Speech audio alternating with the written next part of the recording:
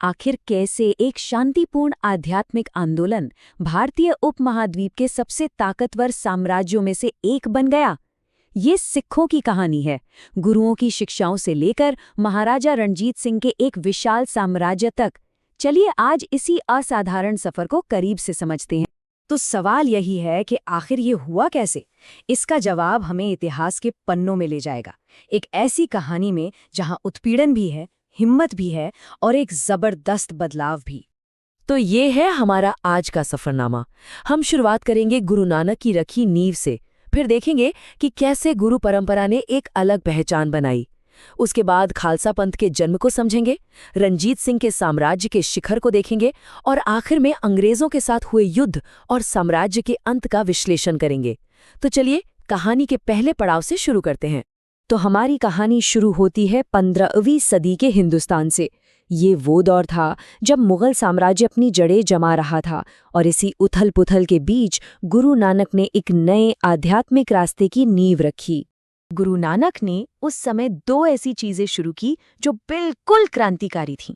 पहली, संगत, यानी ऐसी सभा जहां सब मिलकर भगवान को याद करते थे, और दूसरी, पंगत, यानी लंगर, जहां हर कोई, चाहे वो किसी भी जाति या धर्म का हो, एक साथ बैठकर खाना खाता था। सोचिए, उस जमाने के बंटे हुए समाज में ये बराबरी का कितना बड़ा और ताकतवर संदेश था। गुरु नानक ने तो बीज बो दिया था, लेकिन इस पौधे को एक मजबूत पेड़ बनाया आने वाले गुरुओं ने। उन्होंने ऐसी व्यवस्थाएं बनाई जिन्होंने सिख धर्म को एक अलग और पक्की पहचान दी। देखिए, दूसरे गुरु अंगद ने गुरमुखी लिपि को एक मानक रूप दिया, जिससे शिक्षाओं को लिखना और संभालना आसान हो गया। फिर गुरु अमरदास ने शादी ब्याह के लिए अलग सिख रीति रिवाज शुरू किए। और चौथे गुरु रामदास ने अमृतसर शहर बसाया, जो आगे चलकर सिखों का सबसे पवित्र शहर बना। और हाँ, यहीं से गुरु का पद भी वंशानुगत हो गया, यानी पिता के बाद पुत्र को मिलने लगा। ये कोई मामूली बात नहीं थी। उस समय के मुगल बादशाह अकबर ने गुरु को 500 बीघा जमीन तोहफे में दी थी। ये गुरुओं के बढ़ते असर को दिखाता है।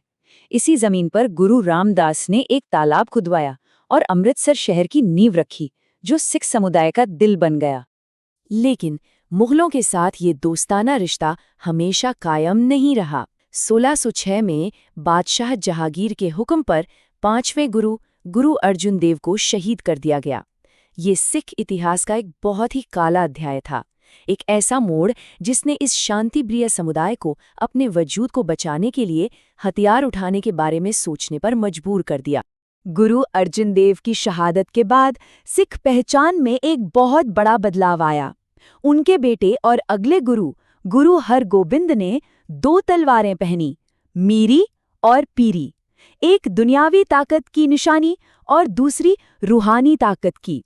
और यहीं से सिख समुदाय का सैन्यीकरण शुरू हुआ, जो अब सिर्फ आस्था नहीं बल्कि आत्मरक्षा की जरूरत भी बन चुका था। अब इस बढ़ते हुए जुल्म का जवाब देना जरूरी था, और ये जवाब दिया 10वें और आखिरी गुरु गोबिंद सिंह ने एक बहुत ही साहसी कदम उठाकर।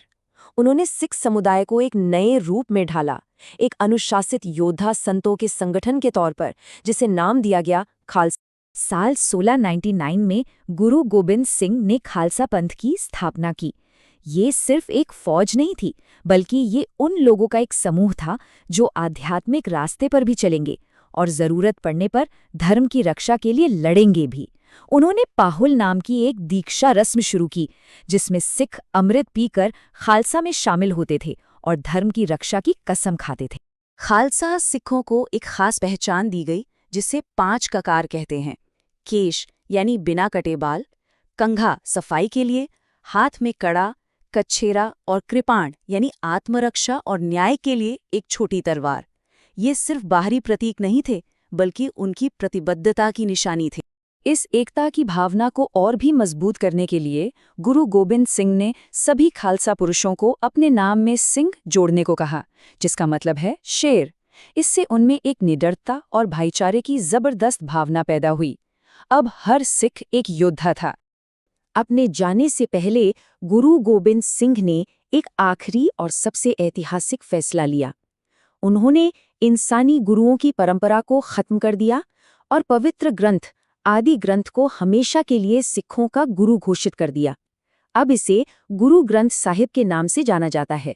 यानी अब से सिखों का मार्गदर्शन कोई इंसान नहीं बल्कि पवित्र शब्द करेंगे।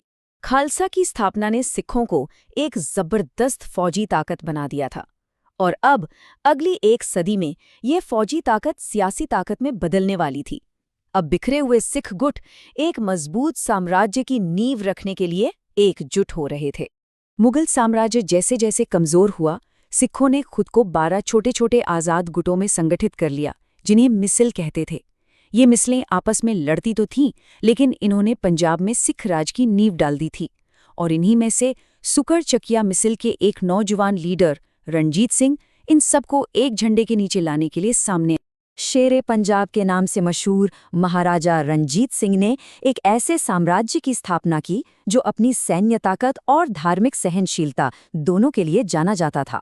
उन्होंने लाहौर को अपनी राजधानी बनाया, अंग्रेजों के साथ अपनी सरहदें तय कीं और लगभग 40 सालों तक एक बहुत ही ताकतवर और खुशहाल राज्य पर हुकूमत की।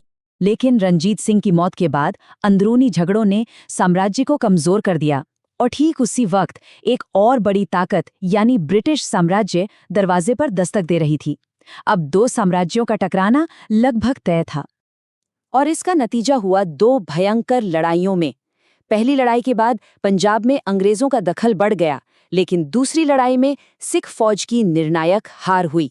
कुछ ही सालों के अंदर रणजीत सिंह का बनाया हुआ वो ताकतवर साम्राज्य ताश के पत्तों की तरह बिखर गया।